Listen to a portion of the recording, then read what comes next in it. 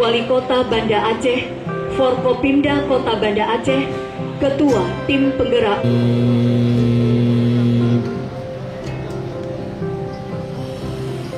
Sekretaris Daerah Aceh.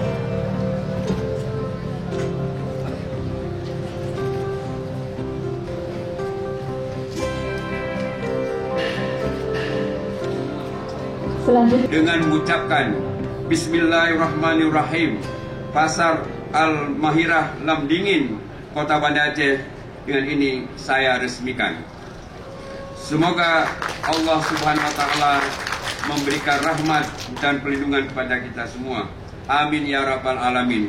PLT Gubernur Aceh Nova Iriansah. Ayung merupakan pusat pertokoan yang perlu ditata agar kondisinya lebih baik dan dapat mendukung konsep pembangunan kawasan wisata, pusat kuliner, dan kawasan heritage Kota Banda Aceh.